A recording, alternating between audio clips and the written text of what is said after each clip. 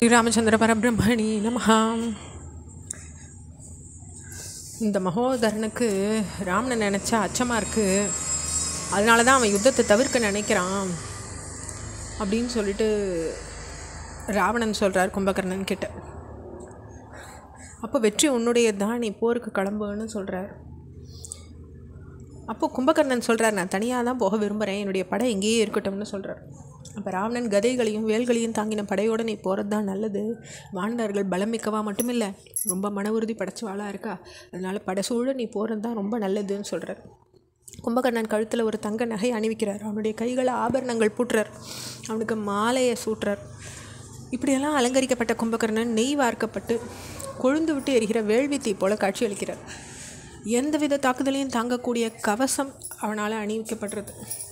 கையில் சூலம் ஏந்தின்று நின்ன பேருருவம் படைத்த கும்பகர்ணன் அப்போ 3 காலடிகளால் உலக அளந்த தீர்மானம் பண்ணின உத்தமனான நாராயணன் போல தோற்றமளித்தார். ராவணனை வணங்கி வலம் வந்து கும்பகர்ணன் புறப்படுற ராசகாத்த மந்திரங்கள் முழங்கப்படுறது, சங்குகள் ஒலிக்கிறது, முரசொலி எழறது. சிறந்த ஆயுதங்களை தாங்கின வீரர்கள் தேர்களையும் யானை குதிரை மேலே அமர்ந்துட்டு அவள் பின்ன தொடர்ந்து போகிறாங்க. தேவர்களும் பார்த்து நடுங்கிற அளவு கும்பகர்ணன் இப்படி யுத்தத்துக்கு புறப்படுறார். அரக்கர்கள் பேரொளி எழுப்புறாங்க, கடலையும் கலக்கக்கூடிய அந்த சப்தம் 4 திசையும் போய் எட்டுறது. இப்படி யுத்த களத்துக்கு புறப்பட்ட போது மேகங்கள் தன்னுடைய நிறத்தை எழுந்தது, நட்சத்திரங்கள் விழுந்தது, மின்னல்கள் தோன்றுது, நிலம் நடுக்கித்து, நரிகள் ஊளையிட்டது, பறவைகள் இடப்புறம் நோக்கி பறந்தது. கும்பகர்ணன் இடது கண் மற்றும் இடது கை இவ துடிச்சது. ஒரு வால் நட்சத்திரம் விழுந்தது, சூரியன் தன்னுடைய ஒளி இழந்தார். ஒரு கழுகு கும்பகர்ணனின் சூளத்தின் மேலே வந்து அமர்ந்தது. மயிர்கூச்செறிகிற வகையில் தோன்றின இந்த அபசகுணங்களை எல்லாம் சித்த கூட பொருட்படுத்தாமல் அறிவாளியான கும்பகர்ணன் முன்னேறினார். யுத்த காலத்தில் போருக்கு தயாராக நின்ன வானரர்கள் கும்பகர்ணனை பார்க்குறாங்க. ரொம்ப அச்சம் அவளை கவ்விக்கொள்றது.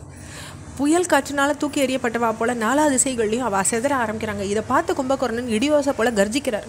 அது கேட்ட வானரர்கள் பயத்தினாலேயே சாய்க்கப்பட்ட மரங்கள் போல் தரையில் விழுறாங்க.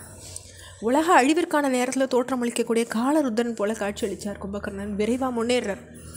அவர் முன்னேறின போது கடல் கொந்தளிச்சது, மலைகள் நடுங்கித்து. இந்திரனாலி யமனாலி வர்ணனாலி வெல்ல முடியாதவனா திகழ்ந்த கும்பகர்ணன் தன்னுடைய பார்வையினாலேயே நெருப்பை கக்கிண்டு முன்னேறார். வானரர்கள் விழுந்தடிச்சுண்டு ஓடுறாங்க. நெரிசலின் விளைவாக அவளிடையே பெரும் நாசம் விளைஞ்சது. இதை பார்த்த அங்கதன் ரொம்ப கவலை அடைகிறார். கவாக்ஷன், நலன், நீலன், குமுதன் இவா வானர தலைவர்களை பார்த்து, உங்களுடைய திறமைகளை நினச்சி பார்க்காம ஏன் இப்படி ஓடுறீங்க, பயந்தது போதும், அப்படியாவது உயிரை காப்பாற்றிக்கணுமா என்ன, அந்த அரக்கர்களை நம்ம அழிப்போம், யுத்த காலத்துக்கு திரும்பி வாருங்கன்னு கூவி அழைக்கிறார். வானரர்கள் திரும்ப தொடங்குறாங்க. அப்போ அங்கதன் விடுத்த அறைக்கூவலில் தங்களுடைய தைரியத்தை திரும்ப பெற்றவர்களாக வானர தலைவர்கள் இவாளை மற்ற வீரர்கள் போர்க்களத்துக்கு திரும்புகிறாங்க. கும்பகர்ணன் மேலே அவள் பாறைகளையும் குன்றுகளையும் பெரும் மரங்களையும் வீசி எறிகிறாங்க. இதெல்லாம் அவன் மேலே விழுந்து நொறுங்கி பொடி பொடி ஆகிடுறது. வானரர்களுடைய தாக்குதலில் கோபம் அடைஞ்சாவன் அவளை அழிக்க தொடங்குறான். மீண்டும் பயத்தினால் பீடிக்கப்பட்டு வானரர்கள் ஓட ஆரம்பிக்கிறாங்க. சிலர் கடலில் விழுந்து மூழ்கிடுறாங்க, சிலர் குகைகளில் புகுந்துக்கிறாங்க, சிலர் தங்கள் நின்ற இடத்துலையே தரையில் விழுந்துடுறாங்க. அங்கதனை வாழெல்லாம் பார்த்து, இப்படியாவது உயிரை காப்பாற்றிக்க முனையணுமா, நிந்திக்க தகுந்த கோழையின் வாழ்க்கை உங்களுக்கு தேவைதானா, மேன்மையானவா போன வழியை நாடுங்க, அச்சத்தை விட்டு ஒழிங்க, எதிரியை வீழ்த்தினா நம்ம பெரிய புகழ அடைவோம், அவனால் வீழ்த்தப்படாமல் வீரர்க்குரிய நல்ல உலகத்தை நம்ம அடையாறதுக்கு ஏன் பயப்படணும். இந்த வகையில் பார்த்தா கூட போரிடுறது நமக்கு மேன்மையை தான் தரும். ராமரை எதிர்த்து நின்னா நெருப்பில் விழுந்த பூச்சி போல் கும்பகர்ணன் அழியத்தான் போகிறான். யுத்த காலத்தில் ஓடி நம்ம உயிர் வாழ்ந்ததுனால நம்ம புகழ் அத்தோடு அழியதான் போகிறது.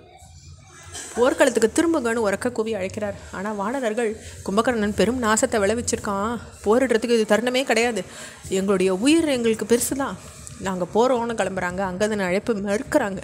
அங்கதன் மீண்டும் மீண்டும் அவளுக்கு உற்சாகமூட்டுறார். இறுதியில் ரிஷபன், சரபன், மைந்தன், தூம்ரன், நீலன், குமுதன், சுசேஷ்ணன், கவாக்ஷன், ரம்பன், தாரன், விவிதன், பனசன் இவா ஹனுமாரை பின் தொடர்ந்து வராங்க. போர்க்களத்துக்கு மீண்டும் வந்து கும்பகர்ணனை கடுமையாக தாக்குறாங்க.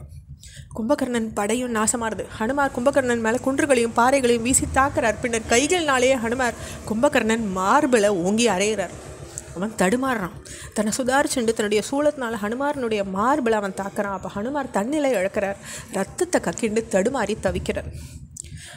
இதோடைய தொடர்ச்சியை நம்ம அடுத்த பகுதியில் பார்க்கலாம். ஸ்ரீராமச்சந்திர பரபிரம்மணே நமஹ.